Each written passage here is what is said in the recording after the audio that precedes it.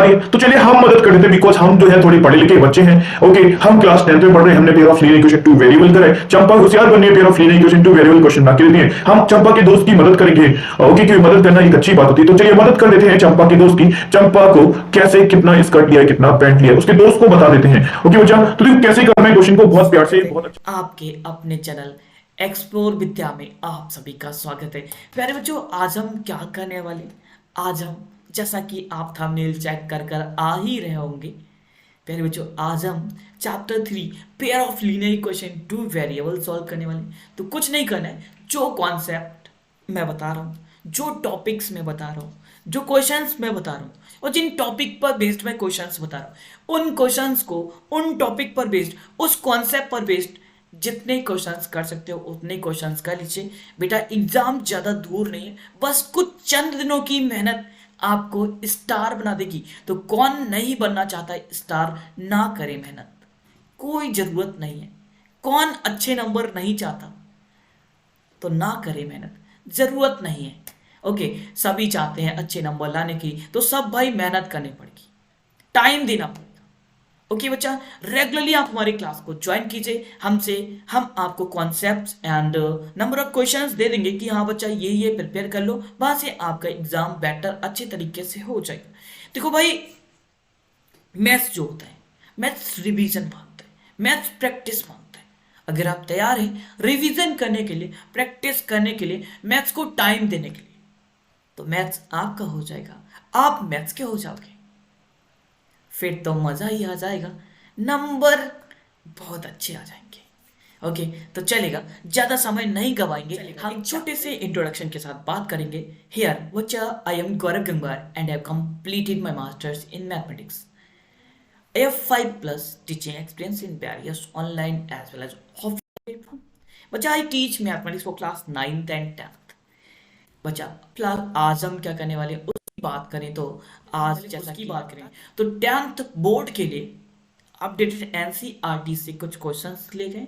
Chapter pair of linear equation two variable full chapter revision करने वाले हैं, और जितने नंबर ऑफ क्वेश्चंस हो सकता है उतने हम लगा लेंगे कॉन्सेप्ट को सीखने के लिए, टॉपिक्स को सीखने के लिए। बिकॉज भाई अगर कॉन्सेप्ट सीख गए तो क्वेश्चन तो अपने आप हो जाएंगे। तो भाई क्वेश्चन पहले तो कॉन्सेप्ट पे पकड़ बनानी है, फिर क्वेश्चंस पे पकड़ बनानी है। तो क्या तैयार हो पकड़ बनाने के लिए? चलेगा, चलते हैं भाई क्लास की ओर, क्वेश्चन जी बच्चा। तो chapter 3 pair of linear equation two variables में आपको कौन कौन से टॉपिक्स कवर करने हैं, कौन कौन से कॉन्सेप्ट, कौन कौन से टॉपिक्स आपको ध्यान रखने, उनकी बात करेंगे। Formation of linear equation two variable, आपको लीनियर इक्वेशन का फॉर्मेशन मतलब इसका ये है कि आपको कोई भी वर्ड प्रॉब्लम मिल सकती है। तो मतलब नंबर ऑफ जितने भी वर्ड प्रॉब्लम्स आपके एनसीईआरटी टेक्स्ट बुक में हैं आपके क्लास 10th के, उतने सभी लगा लीजिए अच्छे के, प्लस जितने आप मैक्सिमम लगा सकते हैं लगा लीजिएगा। दूसरा टॉपिक हमारे पास है graphical method of their solutions. तो ग्राफिकल मेथड को इतना ज्यादा टच नहीं करना, बहुत ही इजी चैप्टर कॉन्सेप्ट है जो कि 9th में आप ऑलरेडी सीख कर है। आगे बात करेंगे ratio relation of the coefficients of pair of linear equation. ये बहुत इंपॉर्टेंट टॉपिक है बेटा, तो इसको बहुत अच्छे से याद रखेंगे। Consistency and inconsistency. तो बेटा कंसिस्टेंसी एंड इनकंसिस्टेंसी की बात करें, वो चैप्टर 3 को टॉपिक 3 को रिलेट कर रहे हैं, तो टॉपिक 3 से कवर कर लेंगे उसे, उसको समझ लेंगे कंसिस्टेंसी और इनकंसिस्टेंसी क्या होती, सारे को सीखेंगे। आगे टॉपिक 5th है जो कि 4 लिखा हुआ है, but this is the 5th, algebraic condition for number of solutions. ये कुछ अलजेब्रिक कंडीशन कह सकते हो जिससे हम नंबर ऑफ सॉल्यूशन निकाल सकते हैं सॉल्व करने के बाद। Solution of pair of linear equation two variable algebraical दो मेथड से हम सॉल्यूशंस फाइंड कर सकते हैं, by substitution, by elimination method. तीसरा जो बेटा आपका क्रॉस मल्टीप्लिकेशन था ऑलरेडी रिड्यूस कर दिया गया, डिलीट कर दिया गया, हटा दिया गया। आगे सिंपल सिचुएशनल प्रॉब्लम, तो उनको भी डिस्कस करने वाले, तो सारा कुछ आज के क्लास में डिस्कस करेंगे। फिलहाल कोई भी दिक्कत pair of linear equation two variables में आती है तो बात करना मुझसे, मैं समझाऊंगा। नाम से शुरुआत करेंगे pair of linear equation two variable की। आखिर ये pair of linear equation two variable का मतलब क्या है? प्यारे बच्चों, pair of linear equation two variable की अगर मैं बात करूं, पेयर बहुत अच्छे से जानते होंगे, टू अ कपल, कपल का मतलब जोड़ा, जो बना रखा है आप लोगों ने। इक्वेशन क्या होता है बेटा? Two algebraic equal to each other. कोई दो अलजेब्रिक कंडीशन दिए होंगे या दो अलजेब्रिक जो एक दूसरे के इक्वल होते हैं, वो उसी को कहते हैं बेटा अलजेब्रिक इक्वेशन में कहते हैं। ठीक है, तो इस चीजों को अलजेब्रिक क्या है, अलजेब्रिक एक्सप्रेशन क्या है, ये सारा डिस्कस कर चुके हैं चैप्टर 2 में, उसको देख लीजिएगा आप। लीनियर इक्वेशन, लीनियर इक्वेशन क्या होता है? An expression having degree 1। कोई हमारे पास ऐसा एक्सप्रेशन जिसका डिग्री अगर 1 होता है, इज इक्वल टू कांस्टेंट और जीरो पॉलिनोमियल, तो उसको हम लीनियर इक्वेशन कहते हैं। ओके बच्चा, तो डिग्री 1 पॉलिनोमियल को ही लीनियर इक्वेशन कहा जाएगा अगर उसको किसी के इक्वल इक्वेट कर दिया जाए। अब आती है लीनियर इक्वेशन 2 वेरिएबल। अब थोड़ा सा और बढ़ा दिएगा बात को, कहा जा रहा है an equation of the form of ax plus by plus c that is equal to 0 where a and b c are real number is called a linear equation 2 variable that is x and y। भाई अगर हमारे पास कोई 1 degree polynomial और उसमें दो variable term आ जाए, it means वो क्या हो जाएगा? लीनियर इक्वेशन 2 वेरिएबल हो जाएगा। उसका स्टैंडर्ड फॉर्म आपको क्वेश्चन में लिखकर दे दिया गया है, ax plus by plus c that is equal to 0। तो इसमें किसी को दिक्कत नहीं होनी चाहिए, इसमें किसी को कोई परेशानी नहीं होनी चाहिए। अगर कहीं भी कोई दिक्कत फिर भी आ रही तो आप मेरे को बता दीजिए, वो दिक्कत दूर की जाएगी। पेयर ऑफ लीनियर इक्वेशन का मतलब क्या हो गया? दो इक्वेशन मिल जाएंगी। अभी ये एक इक्वेशन की बात कर रहा था कि ax plus by plus c equals to 0 is a linear equation 2 variable. ये एक स्टैंडर्ड फॉर्म कह सकते हो लीनियर इक्वेशन का, जो कि 2 वेरिएबल्स में, पेयर का मतलब हमें दो लीनियर इक्वेशन 2 वेरिएबल्स में लेने होंगे। तो पहला टॉपिक हमारे पास क्या है? Formation of linear equation 2 variable. आखिर हम लीनियर इक्वेशन को 2 वेरिएबल्स में कैसे फॉर्म करेंगे? तो हमें इसके लिए एक वर्ड प्रॉब्लम क्वेश्चन लेना पड़ेगा और उससे हम सॉल्व करेंगे कि आखिर फॉर्मेशन कैसे होता है अगर हमारे पास कोई भी वर्ड प्रॉब्लम दिया है। तो पहला क्वेश्चन बेटा हमारे स्क्रीन पर है, सभी स्टूडेंट्स इसको अच्छे से पढ़ेंगे। लिखा जा रहा है, आप भी बनाने की कोशिश कीजिए। ओके बेटा, कि आखिर आप इस वर्ड प्रॉब्लम को पढ़ के आप वर्ड प्रॉब्लम से इक्वेशन को फॉर्मेट कर पा रहे, इक्वेशन को बना पा रहे या नहीं बना पा रहे। बिकॉज अगर आपको वर्ड प्रॉब्लम दिया, अगर आपने इक्वेशन बना लिया, उससे इक्वेशन फ्रेम कर लिया, इसका मतलब क्वेश्चन का 70% पार्ट सॉल्व हो चुका, बचा 30% वो आपको सॉल्व करना होगा। तो Champa went to a sale question की बात करेंगे। चंपा जो है एक सेल पर जाती है to purchase some pants and some skirts. कुछ उन्होंने पैंट्स खरीदी हैं, कुछ स्कर्ट्स खरीदी हैं। When her friend asked how many each she had bought, उनके दोस्त ने उनसे पूछा है कि उसने आखिर कितनी खरीदी हैं। तो सी आंसर, तो भाई चंपा आंसर कर रही हैं, okay the number of skirt is 2 less than twice the number of pants purchase. Champa कह रही है कि उन्होंने स्कर्ट उतनी ही परचेज की हैं, दो गुना कर दीजिएगा पैंट का और दो उससे हटा दीजिएगा। फिर से मैं रिपीट कर रहा हूं, 2 less than twice the number of pants purchase. जितनी भी उसने पैंट्स परचेज की होंगी उसको डबल कीजिए और फिर उससे 2 माइनस कर दीजिए, इतनी उन्होंने स्कर्ट परचेज की हैं। अब आगे भी कहा जा रहा है, या तुम्हें ऐसा समझ नहीं आ रहा तो ऐसे समझ लीजिए, the number of skirt is 4 less than the 4 times the number of pants. अभी कह रहा है कि 4 कम है, अगर 4 गुना आप करते हैं पैंट्स का तब भी 4 कम रहेगा, 4 times the okay pants purchased। help her friend to find the how many pants and skirt Champa bought। अब भाई चंपा ने जो खरीदे हैं, जो लिए हैं, अब भाई उनका दोस्त तो चक्कर में पड़ गया, चंपा सीधे सीधे नहीं बता रही है। तो चलिए हम मदद कर देते हैं, बिकॉज हम जो है थोड़े पढ़े लिखे बच्चे हैं। ओके, हम क्लास 10th में पढ़ रहे हैं, हमने pair of linear equation 2 variable करा है। चंपा होशियार बननी है, pair of linear equation 2 variable question बना के देती है। हम चंपा के दोस्त की मदद करेंगे। ओके, क्योंकि मदद करना एक अच्छी बात होती है। तो चलिए मदद कर देते हैं चंपा के दोस्त की। चंपा को कैसे कितना स्कर्ट लिया है, कितना पैंट लिया है, उसके दोस्त को बता देते हैं। ओके बच्चा, तो देखो कैसे करना है क्वेश्चन को, बहुत प्यार से बहुत अच्छे से समझ लीजिएगा। क्वेश्चन क्या है, क्या है क्वेश्चन की बात को समझे। The number of skirts is 2 less than twice the number of pants purchase. 2 कम है जितनी भी उसने पैंट्स परचेज की हैं। तो बच्चा बहुत ध्यान से समझेंगे कि आखिर क्या बात हो रही है। लेट करेंगे क्वेश्चन के लिए, इक्वेशंस फ्रेम करने के लिए लेट करेंगे। Let number of paints, okay वो पेंट्स से कंपेयर कर रहे हैं तो पेंट्स को हम एक्स बना लेते हैं। Number of pants equals to x. Okay, pants कितनी लिए हैं? एक्स लिए। द नंबर ऑफ स्कर्ट्स, और बेटा नंबर ऑफ स्कर्ट्स कितनी है? नंबर ऑफ स्कर्ट जो है बेटा 22 है। Okay fine. अब क्वेश्चन आगे कहा क्या जा रहा है, आगे कहा जा रहा है बेटा स्कर्ट लिखेंगे। स्कर्ट क्या माना हमने? 22 माना है। इज का मतलब इक्वल्स टू लिखेंगे बेटा, इज का मतलब इक्वल्स टू 2 लेस देन, मतलब 2 हमें माइनस करना है। किससे माइनस करना है वो आगे समझेंगे। Then twice the number of pants, दो गुना करेंगे पैंट्स का। पैंट्स क्या है बेटा? हमारे पास एक्स है, तो ये इक्वेशन 1 हो गई। अब आगे बात क्या कहा जा रहा है बेटा? आगे बात जो कहा जा रहा है उसको समझेंगे, वो बात भी यही है।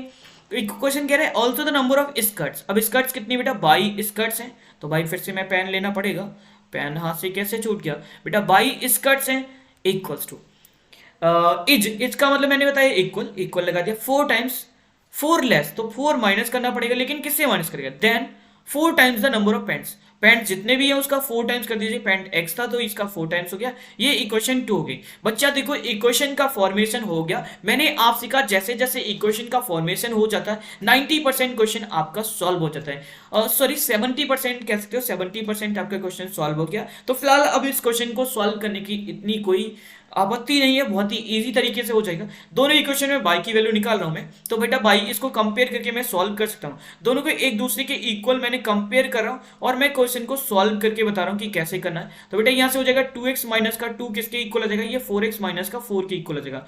इक्वेशन दोनों तरफ ले जाएंगे, 2x को उस साइड ले जाएंगे, 4 को इस साइड लेके आएंगे। 4 माइनस का 2 हो जाएगा, 4 माइनस का तो इधर आके प्लस का हो गया। और बेटा 4x माइनस का 2x, ओके बच्चा इधर आपका 2 बच रहा है, इधर आपका 2x बच रहा है। देखो 2 1 से 2 हो गया, तो x की वैल्यू कितनी आ गई, 1 आ गई। मतलब उसने नंबर ऑफ पेंट्स कितने परचेज किए, एक पेंट उसने परचेज कर लिया।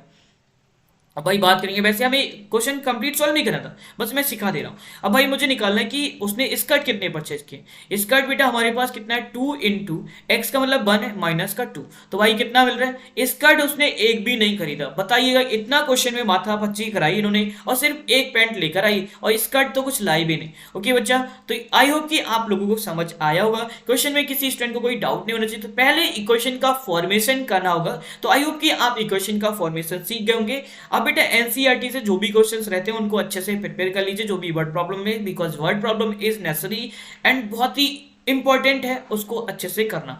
आगे बढ़ते हैं बेटा, नेक्स्ट क्वेश्चन आपके होमवर्क के लिए रहेगा। आप लोग इसको घर से सॉल्व करेंगे, घर से ट्राई करेंगे। अगर नहीं होता है तो आप नेक्स्ट डेट में मुझे इन्फॉर्म करना, सर क्वेश्चन सॉल्व नहीं हुआ, समझा दिए। This is an homework question. Okay बच्चा, ये आपके होमवर्क के लिए मैं क्वेश्चन दे रहा हूँ, बहुत प्यार से बहुत अच्छे से सॉल्व कर लेना homework question. Okay, this is an homework question. I hope so कि आपको समझ आया होगा, क्लियर हुआ होगा, इसमें कोई प्रॉब्लम कोई डाउट नहीं होना चाहिए। ओके, तो बात हुई थी कि हमारे पास ओके बच्चे, तो बात करेंगे graphical method for their solutions. तो हम चेक करेंगे कि हमारे पास जो सॉल्यूशंस दिए हुए हैं उनको ग्राफिकली कैसे चेक करेंगे, कैसे सॉल्व करेंगे, कैसे निकलते हैं। तो जो कॉन्सेप्ट ये ग्राफिकल मेथड का है बच्चा, ये 9th क्लास का है, आप इजिली कर पाएंगे, अच्छे से कर पाएंगे। कुछ नहीं करना है, अगर आपको ग्राफिकली चेक करना है। फिलहाल क्वेश्चन कह रहे हैं कि is consistent, if so solve them graphically. आप इसके ग्राफिकल सॉल्यूशन निकालिए, उसके बाद चेक कीजिए क्या ये कंसिस्टेंट है, pair of linear equation two variable, या फिर इनकंसिस्टेंट है। अब बच्चे कंसिस्टेंट में भी आप अभी पहले पता होगा, बिकॉज हम रिवीजन ही करें तो पता होना भी चाहिए लास्ट टाइम पे आगे। अगर नहीं भी पता तो मैं बता दूं आपको कंसिस्टेंट आखिर क्या होता है। फिर बच्चों कंसिस्टेंट वो पेयर ऑफ लीनियर इक्वेशंस होते हैं जिनके कॉमन सॉल्यूशंस होते हैं, जैसे x और y जो है एक पॉइंट पर अगर सेटिस्फाई करें, कॉमन पॉइंट पर सेटिस्फाई करें, it means equations are consistent. In other words, I can say that the equations, the pair of equations having number of solutions is known as, are known as consistent. वो equation जिसके कुछ ना कुछ number of solutions हमें मिलते हैं उसे consistent कहते हैं। कॉमन सॉल्यूशंस मिलने चाहिए तो उसे कंसिस्टेंट कहेंगे। Otherwise the equation does not have any solutions, जो इक्वेशन है उनके कोई भी सॉल्यूशन नहीं मिल रहे हैं कॉमन सॉल्यूशन, तो उसे इनकंसिस्टेंट कहेंगे। तो फिलहाल चेक करेंगे इस क्वेश्चन के लिए कि हमारे पास ये इक्वेशंस कंसिस्टेंट हैं या फिर इनकंसिस्टेंट है। मीन ये दो इक्वेशन कोई एक या एक से ज्यादा कॉमन सॉल्यूशन देंगी तो ये कंसिस्टेंट है। अगर ये दो इक्वेशन एक या एक से कुछ भी सॉल्यूशन नहीं, मतलब एक भी सॉल्यूशन इन्हें नहीं मिलता है, हमें नो सॉल्यूशन मिलता है कि इनके बीच में कोई भी कॉमन सॉल्यूशन अगर नहीं मिल रहा है, इट मींस लाइन क्या हो जाएगी, इनकंसिस्टेंट हो जाएगी। ज्यादा बात नहीं करेंगे, क्वेश्चन कर लेते हैं। फिलहाल बच्चे हमारे पास जो इक्वेशन दिया हुआ है उन इक्वेशन को सॉल्व करेंगे। आपको इक्वेशन सॉल्व करना चाहिए। क्वेश्चन क्या लिखा हुआ है बेटा, x प्लस, मैं इसका इंक कलर चेंज करता हूँ, 1 मिनट वेट कीजिएगा, इरेजर लेता हूँ, इरेजर से इसे मिटाता हूँ एंड बच्चा इंक कलर व्हाइट कर लेता हूँ एंड ठीक है फाइन। तो बच्चा हमने क्या करा है, x प्लस का 3y किसके इक्वल दिया हो, 6 के इक्वल दिया हो। मैंने क्या कहा, मैंने कहा इफ x इज 0, अगर बेटा आप x को 0 मानते हो तो भाई अगर इसकी जगह x की जगह 0 रखोगे ये 3 कहाँ पहुंचेगा, डिवाइड में पहुंचेगा। अब ये y की वैल्यू कितनी आ जाएगी बेटा, y की वैल्यू आपका 2 आ जाएगा। जैसे आप x की जगह 0 रखते हैं तो ये 3 डिवाइड में पहुंचेगा, 3 2 6 हो जाएगा, y की वैल्यू 2 आ गई। अगर बच्चा भाई आप इस इक्वेशन के लिए y की वैल्यू अगर आप 0 रखते हैं, बाई जीरो रखते हैं, मतलब ये टर्म पूरा जीरो हो जाएगा। जब ये टर्म बच्चा पूरा जीरो हो जाएगा मतलब सीधा सीधा x किसके इक्वल आ जाएगा, x आपका सीधा सीधा 6 के इक्वल आ जाएगा। मीन हमें सॉल्यूशंस मिल गए। हमें सॉल्यूशन क्या मिल गया, एक तो हमें 0,2 सॉल्यूशन मिल गया इस इक्वेशन के लिए, और साथ ही साथ हमें क्या मिल गया 6,0 इस इक्वेशन के सॉल्यूशन मिल गया। बिकॉज x का कोऑर्डिनेट पहले लिखा जाता है, y का कोऑर्डिनेट बाद में, इसलिए 6 पहले लिखा एंड y बाद। दो इक्वेशन सॉल्व करने के लिए सबसे आसान तरीका, एक बार x को जीरो कर लीजिए, एक बार y को जीरो कर लीजिए। फिलहाल अभी हमने इक्वेशन 1 सॉल्व करा है, अब हम इक्वेशन 2 पे मूव करते हैं। इक्वेशन 2 हमारे पास जो दिया हुआ उसको भी सॉल्व करेंगे। बच्चा इक्वेशन 2 जो दिया हुआ उसको मैं डिफरेंट कलर से बता देता हूं कि कैसे करना है, उसको भी सॉल्व करके मैं बता देता हूं आपको। बहुत प्यार से बहुत अच्छे से समझ लेंगे कि आखिर हमें उसको भी कैसे करना है। एक minute, colour ink colour ink colour ink colour, okay okay okay okay, fine fine. तो बच्चा समझे, हमारे पास जो दूसरा इक्वेशन दिया हुआ है वो क्या दिया बेटा, हमें दिया हुआ है 2x प्लस का 3y सॉरी माइनस का है। तो थोड़ा सा मैं इसको इरेज करता हूँ, इरेजर लेता हूँ, इरेजर। ये बच्चा माइनस है तो माइनस लगाना पड़ेगा मुझे, मैंने माइनस लगा दिया। माइनस का 3y एंड बेटा किसके इक्वल है, 12 के इक्वल है। फाइन बच्चा, अब मैंने कहा कि इफ x इक्वल टू 0, अगर बच्चा आप x को 0 बनाते हो तो y कितना आ जाएगा, तो बच्चा y आपका जो आ जाएगा x की 0 कर दीजिए। अब ये नंबर डिवाइड में जाएगा तो ये माइनस का 4 हो जाएगा। क्या हो जाएगा बेटा, माइनस का 4 हो जाएगा, बिकॉज 3 4 12 हो जाएगा। अगर बेटा आप y इक्वल टू 0 कहते हैं कि आपने कह दिया कि सर y की वैल्यू 0 रख लीजिएगा, अगर बेटा y की वैल्यू 0 रखूंगा तो ये टर्म पूरा जो माइनस का 3y वाला टर्म है ये पूरा 0 हो जाएगा। बच्चा फिर 2x इक्वल टू 12 रह जाएगा और ये 2 डिवाइड में पहुंचेगा, मतलब में x की जो वैल्यू निकल कर आएगी वो क्या निकल कर आएगी, 6 निकल कर आएगी। अगर आप बहुत प्यार से देखें हमारे पास जो सॉल्यूशंस बन के आएंगे 0,-4 बनकर आएगा और ये बनकर आएगा बेटा 6,0। क्लियरली हमें दिख रहा है कि हमने तो अभी 2 ही सॉल्यूशन फाइंड करे हैं। अब जरूरी नहीं कि हमें सिर्फ इस तरीके से फाइंड करने पे मिल जाए, बस आपको क्या करना है, इन सॉल्यूशन का जो हमें 2 पॉइंट्स 2 कोऑर्डिनेट्स मिले हैं दोनों इक्वेशंस के लिए, इन कोऑर्डिनेट्स का यूज करके हमें एक लाइन बनानी है, स्ट्रेट लाइन पास होके जाएगी। जैसे इन्होंने ये लाइन बनाई है पहली इक्वेशन के लिए, ओके, और वैसे ही दूसरी लाइन इन्होंने दूसरी इक्वेशन के लिए बनाई, तो आपने भी इसी तरीके से 2 लाइन बनानी है। और ये 2 लाइन जब एक जगह पे मिलती जाके इंटरसेक्ट करते हैं, इसका मतलब लाइन क्या होते हैं बेटा, कंसिस्टेंट होते हैं। अगर ये लाइंस एक दूसरे के पैरेलल चले जाते हैं तो ये लाइन क्या होते हैं, इनकंसिस्टेंट होते हैं। अभी देखो हमने दोनों लाइन की इक्वेशन बनाई है, 0,2 हमने इधर लोकेट करा है, 6,0 इधर लोकेट करा, और दोनों लाइन को आगे को एक्सटेंड जब मैंने कराया तो बेटा दोनों लाइंस एक दूसरे को 6,0 पे मिल रहे हैं जाके, मतलब एक इंटरसेक्शन, मतलब एक कॉमन पॉइंट मिल गया, ये कॉमन सॉल्यूशन मिल गया। इसका मतलब लाइन कैसे हो गए, कंसिस्टेंट हो गए। आई होप कि आपको कंसिस्टेंट और इनकंसिस्टेंट समझ आ गया होगा कि कंसिस्टेंट कब कोई 2 पेयर ऑफ इक्वेशंस होंगे और इनकंसिस्टेंट कब होंगे, जब लाइन के कॉमन सॉल्यूशन नहीं मिलते हैं, कॉमन पॉइंट्स नहीं मिलते हैं, 2 लाइन का इंटरसेक्शन पॉइंट अगर नहीं मिल रहा है तो इट मींस वो क्या हो जाएगा, इनकंसिस्टेंट हो जाएगा। अगर कॉमन सॉल्यूशन मिल रहा है, इंटरसेक्शन पॉइंट मिल रहा है, तो वो लाइन कैसी हो जाएगी, कंसिस्टेंट हो जाएगी। फाइन, इनसे और भी चीजें क्लियर करेंगे जो कि हम कोफिशिएंट से क्लियर करेंगे कि अगर मैं कोफिशिएंट्स के यूज करूं, अभी तो हमने ग्राफिकल मेथड का यूज करा, अगर हम ग्राफिकल मेथड का यूज ना करें, दूसरा तरीका क्या है, हम कंसिस्टेंसी या इनकंसिस्टेंसी या फिर लाइन पैरेलल है या फिर बहुत सारी चीजें कैसे बताएंगे, तो उसके लिए मैं आपको दूसरा तरीका बता दूं। दूसरा मेथड क्या है जिससे आप पता कर सकते हो। प्यारे बच्चों मूव करेंगे नेक्स्ट आगे, तो हमारे pair of linear equation 2 variables को हम अगर उनकी रेशियो चेक करें तो कैसे सॉल्व करेंगे। तो बच्चा जैसे मैंने 2 स्टैंडर्ड इक्वेशन ले लिए, 2 स्टैंडर्ड फॉर्म ऑफ इक्वेशन ले लिए। मेरे पास क्या क्या इक्वेशन है उनको बहुत अच्छे से समझ लीजिएगा। पहले हमारे पास इक्वेशन है a1x प्लस का v1y प्लस का c1 is 0 and a2x plus का v2y प्लस का c2 इज 0। भाई इनके रेशियो चेक करने, कोफिशिएंट्स के रेशियो चेक करने, तो कोफिशिएंट मैंने बना रखे a1 a2 b1 b2 c1 c2, these are the coefficients and the constant था। बच्चा ये x का जो कोफिशिएंट है उसको a1 रिप्रेजेंट कर दिया, y का जो कोफिशिएंट है उसे b1 रिप्रेजेंट कर दिया, एंड c1 जो कांस्टेंट हमें पहली इक्वेशन में उन्हें 1 से रिप्रेजेंट करा गया है। दूसरी इक्वेशन में आ गया तो a2 b2 एंड c2 से रिप्रेजेंटेशन दे दी है। अब क्वेश्चन की बात करेंगे, कुछ क्वेश्चंस मैंने एग्जांपल के साथ लिए, पेयर ऑफ लीनियर इक्वेशंस जैसे मैंने ले लिया है, x minus 2y is equals to 0 and 3x plus 4y minus 20 is 0। अब बच्चे अगर बहुत प्यार से देखेंगे, बहुत प्यार से देख लीजिएगा, मैं आपको बता देता हूँ। अगर आप इन इक्वेशन को देख पा रहे हैं, इक्वेशन को x का कोएफिशिएंट क्या दिख रहा है, a1 इधर क्या दिख रहा है, a1 बेटा आपको 1 दिख रहा है, क्या दिख रहा है बेटा, a1 की वैल्यू आपको 1 दिख रही है। भाई बात करूं डिनोमिनेटर में a2 की वैल्यू कितनी दिख रही है, a2 की वैल्यू आपको 3 दिख रही है। भाई आगे बात करूं तो मेरे पास b1 की वैल्यू क्या दिख रही है, v1 की वैल्यू बेटा माइनस का 2 दिख रहा है, एंड b2 की वैल्यू क्या दिख रही है, v2 की वैल्यू 4 दिख रहा है। भाई इसको कितना भी सॉल्व कर लीजिएगा बच्चा, ये आपका क्या आएगा, 2 1 2 2 4, मतलब हमें क्या मिला 1/3 नॉट इक्वल्स टू, कभी भी इक्वल नहीं होगा माइनस का 1/2 के। तो हमें क्या मिला बच्चा, हमें देखने को मिल रहा है कि हमारे पास जो इक्वेशन है a1/a2 not equals to v1/v2।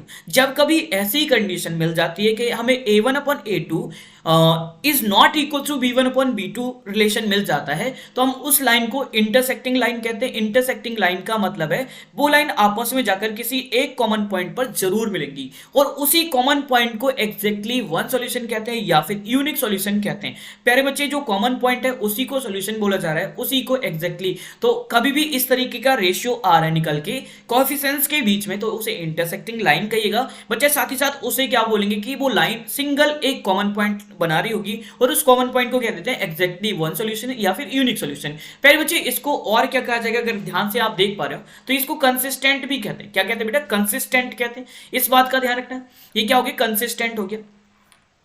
ध्यान रखिए बेटा, ये क्या है, कंसिस्टेंट इक्वेशन होती है, consistent, because these are equations carrying solution. चाहे वो एक है लेकिन इक्वेशन सॉल्यूशन तो कैरी कर रही है, इसलिए हम इसे क्या बोल रहे हैं, कंसिस्टेंट बोल रहे हैं। दूसरी इक्वेशन पे आ जाते हैं। भाई मैंने इसका भी रेशियो निकाला, मुझे क्या मिला, मुझे a1 की वैल्यू 1 दिख रही है। अगर x के आगे कुछ नहीं मतलब 1 है। अब बेटे x की वैल्यू कितना, a2 की वैल्यू 2 दिख रही है, मतलब रिलेशन में 1/2 रेशियो आ गया। इधर से मेरे पास क्या गया, 2/4 आ गया। 2/4 का मतलब भी तो बेटा 1/2 होता है।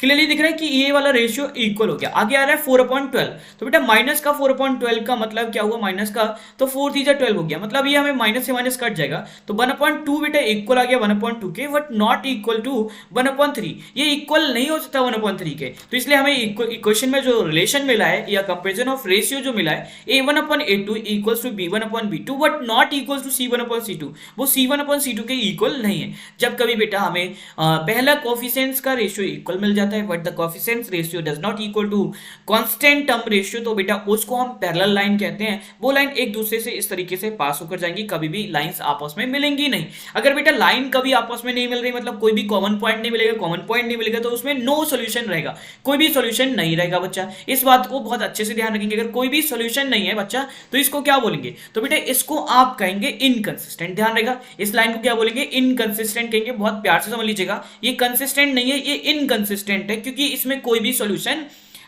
नहीं है। ध्यान रखिएगा बेटा। आगे आ जाते हैं नेक्स्ट थर्ड पार्ट पे। थर्ड पार्ट क्या होता है बेटा, देखो ये रेशियो से, इन रेशियो से 3 कंडीशन बन गया है। टाइप ऑफ लाइन, लाइन का टाइप पता लग रहा है कि लाइन कैसी है, इंटरसेक्टिंग है, पैरेलल है, या फिर कोइंसाइड है। कोइंसाइड में तीनों कंडीशंस इक्वल होती है, तीनों रेशियो आपस में इक्वल मिलेंगे। जैसे मैं बात करूं 2 1 2, 2 2 4, 3 1 3, 3 2 6, एंड बेटा 9 1 9, 9 2 18, मतलब 1/2 सभी मिल जाएगा, बिकॉज ये दोनों माइनस के, तो माइनस से माइनस कट जाएगा।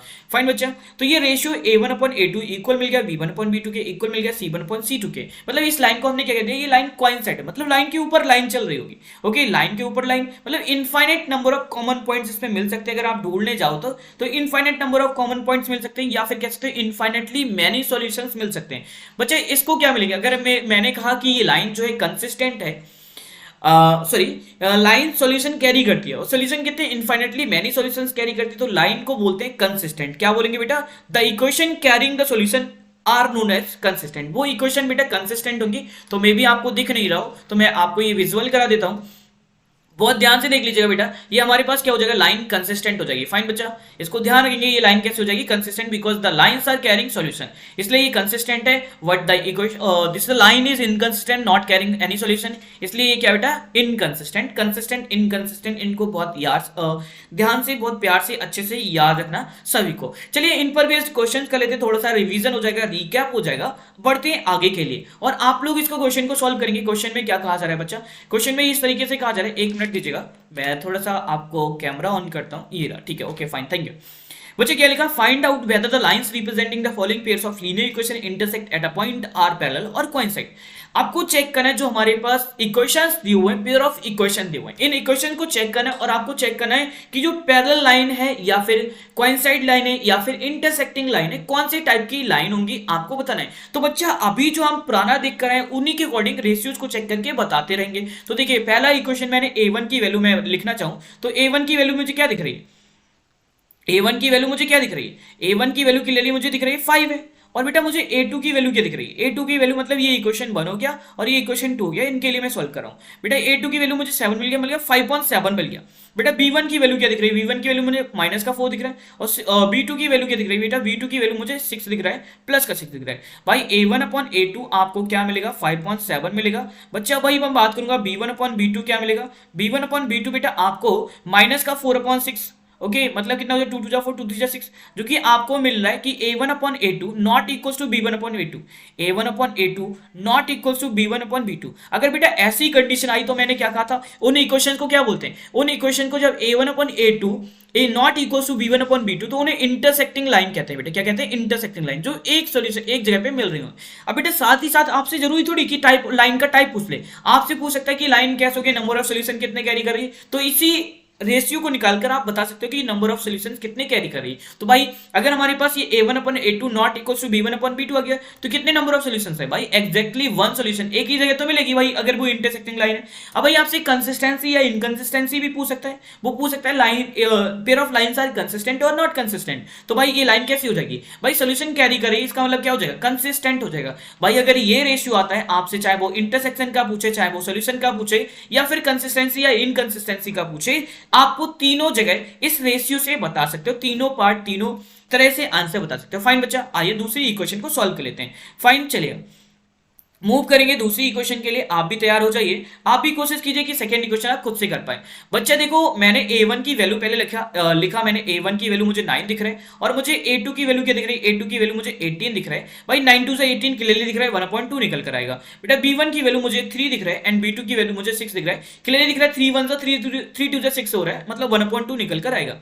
बेटा C1 की वैल्यू मुझे कितना दिख रहा है, 12 दिख रहा है एंड C2 की वैल्यू मुझे क्या दिख रहा है, 24 दिख रहा है। भाई अगर इनका रेशियो निकालते हो A1 अपॉन A2 निकालते हो तो 9 1 एंड 2 आ जाएगा। बेटा B1 अपॉन B2 निकालते हो तो 3 1 3 2 जा 6 आ जाएगा। बच्चा ये हमारे पास C1 अपॉन C2 अगर निकालते हो तो 12 1 12 2 जा 24, मतलब क्या देखने को मिला, हमें देखने को मिला A1 अपॉन A2 इक्वल आ रहा है बच्चा B1 अपॉन B2 के, और बेटे इक्वल आ रहा है C1 अपॉन C2 के। अब ये कब बताया मैंने, ये जब बताया जब उस इक्वेशन को इनफाइनाइट नंबर ऑफ सॉल्यूशंस होते हैं या फिर कोइंसाइड लाइन होती है। तो भाई ये लाइन का टाइप पूछा था, कोइंसिडेंट बोल सकते हो या कोइंसाइड बोल सकते हो, कुछ भी बोल दीजिए। तो लाइन क्या हो जाएगा, लाइन बेटा कोइंसाइड हो जाएगी, कोइंसाइड लाइन या कोइंसिडेंट लाइन, जिसमें नंबर ऑफ सॉल्यूशंस कितने होंगे बेटा, इनफाइनाइट सॉल्यूशंस होंगे। और लाइन का टाइप क्या होगा, कंसिस्टेंट होगी या फिर इनफाइनाइट सॉल्यूशन या फिर इनकंसिस्टेंट। तो बेटा ये कंसिस्टेंट लाइन होगी। तो ये तीनों पार्ट आप इस तरीके से आंसर कर सकते हैं। और ये वाली लाइन का टाइप क्या था बेटा, जो हमने पहले ही क्वेश्चन में करा है, इस लाइन को क्या बोला गया, इस लाइन को बेटा इंटरसेक्टिंग लाइन बोला गया है। आई होप सो कि इसमें किसी को कोई दिक्कत मुसीबत परेशानी नहीं होनी चाहिए, ये हमारी इंटरसेक्टिंग लाइन है। फाइन बच्चा, तो ध्यान रखेंगे अगर इंटरसेक्टिंग है तो यूनिक या वन सॉल्यूशन कह सकते हो, अगर इंटरसेक्टिंग है तो कंसिस्टेंट ये भी रहेगी। तो फाइन बच्चा कर लीजिएगा, कहीं कोई डाउट आता तो मुझे बता दीजिएगा। ओके दोनों पार्ट हमने कर लिए, फर्स्ट पार्ट भी कर लिया, सेकंड पार्ट भी कर लिया, जो कि रेशियो से हमने तीनों चीजें चेक कर ली कि लाइन का टाइप क्या है, इंटरसेक्टिंग है, यूनिक है या फिर कंसिस्टेंट है। फर्दर मूव करते हैं नेक्स्ट आगे के लिए बेटा। चलिए अब देखो बेटा, हमें इक्वेशंस को अभी हमने इक्वेशन को सॉल्व करने के तरीके मतलब सॉल्यूशन निकालने के क्या क्या पहले हमने सीख लिया कि इक्वेशन कौन कौन से टाइप की हो सकती हैं, इक्वेशन नंबर ऑफ सॉल्यूशन कितने दे सकती हैं। अब है बात कि कैसे फाइंड करेगा। ओके तो दो तीन मेथड है वैसे, एक तो रिड्यूस कर दिया गया, एक तो हटा दिया गया। बेटा क्रॉस मल्टीप्लिकेशन को आपको बिल्कुल नहीं पढ़ना है, क्रॉस मल्टीप्लिकेशन हटा दिया गया। फाइन बच्चा, तो सब्स्टिट्यूशन बचा है हमारे पास और बचा है एलिमिनेशन मेथड। तो एलिमिनेशन मेथड और सब्स्टिट्यूशन मेथड से हम क्वेश्चंस को सॉल्व करेंगे। फिलहाल दो क्वेश्चन ले लेता हूं, मैं आपको सिखाऊंगा कि सब्स्टिट्यूशन क्या होता है। सब्स्टिट्यूशन में एक इक्वेशन से वैल्यू निकालकर दूसरे में सब्स्टिट्यूट कर देते हैं। एलिमिनेशन में क्या होता है बच्चा, एलिमिनेशन में आपको करना होता है कोएफिशिएंट बराबर पहले कोएफिशिएंट इक्वल करके एक किसी टर्म को गायब कर देते हैं, मतलब एलिमिनेट कर देते हैं, हटा देते हैं, काट देते हैं, ओके सब्ट्रैक्ट कर देते हैं, तभी कोएफिशिएंट इक्वल करे जाते हैं। वो हम सिखा देंगे कि आखिर कैसे एलिमिनेशन होता है या एलिमिनेट कैसे किया जाता है, गायब कैसे किया जाता है एक वेरिएबल टर्म। तो बच्चा आप बढ़ते हैं, एक क्वेश्चन ले लेते हैं, जैसे दोनों तरीके से हम एक क्वेश्चन को फर्दर सॉल्व करेंगे। फाइन बच्चा, तो मेरे पास क्वेश्चन क्या दिया, मेरे पास जो क्वेश्चन दिया वो उसको समझेंगे और सॉल्व करने का ट्राई करेंगे। फिलहाल अगर नहीं आ रहा तो मैं समझाऊंगा, मैं बताऊंगा कि हाँ जी कैसे करना है। जैसे मेरे पास दिया हुआ x plus y equal to 5, पहले मैं सब्स्टिट्यूशन मेथड लगाता हूं। मैं क्या लगाता हूं, सब्स्टिट्यूशन मेथड। तो सब्स्टिट्यूशन मेथड में क्या होगा इस बात को समझेंगे, ये सब्स्टिट्यूशन मेथड की बात हो रही है। भाई x की वैल्यू मैंने निकाला 5 माइनस का y हो गया। ओके बेटा ये इक्वेशन 1 था और ये इक्वेशन 2 था, और जो मैंने अभी करा ये इक्वेशन 3 हो गया। फाइन बच्चा, अब इक्वेशन अगर ये 3 हो गया तो उसके बाद आप समझेंगे बहुत प्यार से बहुत अच्छे से, इसको इक्वेशन 2 में पुट कर देंगे, पुट इन इक्वेशन 2। आप इस वैल्यू को इक्वेशन 2 में पुट कर देंगे। जैसे आप इक्वेशन 1 को सॉल्व करने के बाद हमने 2 में प्लेस करें वैल्यू को, तो बच्चा हमें क्या मिलेगा, हमें मिलेगा 2x की जगह क्या लिखेंगे, x की जगह हम लिखेंगे 5 माइनस का y। फाइन, इधर क्या बेटा माइनस का 5 बाई, और बेटा ये 4 दूसरी साइड जाएगा तो प्लस का 4 हो जाएगा। फाइन बच्चा, ये हमारे पास कितना हो जाएगा 10 हो जाएगा, एंड माइनस का 2 बाई हो जाएगा, ये माइनस का 5 बाई हो जाएगा। फाइन बच्चा, इधर हमारे पास क्या हो गया 4 हो गया। बेटा ये हमारे पास -2 और -5 कितना हो जाएगा, माइनस का 7 बाई, 10 दूसरी साइड जाएगा माइनस होकर बेटा कितना बचेगा 4 माइनस का 10, मतलब 4 माइनस 10 जो बच रहा है बच्चा हमारे पास क्या हो जाएगा इसका आंसर, बाई की जो वैल्यू आएगी बेटा इधर से आपका माइनस का 14, सॉरी प्लस का 14 नहीं है, माइनस का 14 कैसे कह सकते हो, तो माइनस का 6 अपॉन माइनस का 7, मतलब बाई की जो वैल्यू आ गई बेटा वो क्या आ गया 6 अपॉन 7 आ गया। फाइन बच्चा, आई होप कि आप इसको समझ पाए होंगे, क्लियर कर पाएंगे, इसमें किसी स्टूडेंट को कोई डाउट नहीं होना चाहिए, कोई कंफ्यूजन नहीं होना चाहिए। हमने क्वेश्चन को आपको सॉल्व करके बता दिया कि हाँ जी कैसे आपको एक क्वेश्चन दिया हुआ है उसको सॉल्व करना है। 6/7 वैल्यू निकल कर आ गया। इसी तरीके से बेटा आप y की वैल्यू निकाल लीजिए, वहां से आपको y की वैल्यू मिल जाएगी। फाइन बच्चा, तो चेक कर लेते हैं y की वैल्यू आखिर क्या आ रही है। ओके, मुझे लग रहा है कुछ तो गलत हो गया भाई, शायद में भी गलत तो नहीं होना चाहिए। ओके, गलत नहीं होना चाहिए, मे भी गलत हो क्या हो। ठीक है बेटा, तो गलत नहीं होना चाहिए, इसका मतलब हमारे पास दोबारा पुट करेंगे थर्ड इक्वेशन में, पुट इन इक्वेशन 3। इक्वेशन 3 हमें क्या दिया वो उस चीज को समझेंगे, पुट इन इक्वेशन 3। इक्वेशन 3 हमारे पास x इक्वल टू क्या रहेगा बच्चा, x इक्वल टू क्या रहेगा, समझेंगे प्यार से बहुत अच्छे से।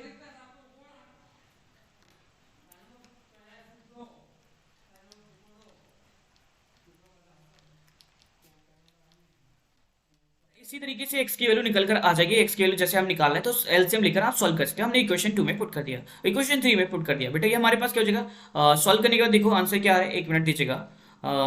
x की वैल्यू वहां प्लेस कर दी गई, x की वैल्यू यहाँ से निकल कर आ गया। 35 से अगर आप 6 माइनस करोगे तो कितना बचेगा बेटा, आपका ये बचेगा 29/7 बचेगा। फाइन, ये x की वैल्यू आ गई एंड ये y की वैल्यू आ गई। आगे बढ़ते बेटा नेक्स्ट क्वेश्चन के लिए, और उसको सॉल्व करेंगे भाई, उसको भी हम सॉल्व करेंगे, ध्यान से करेंगे, प्रॉपर करेंगे।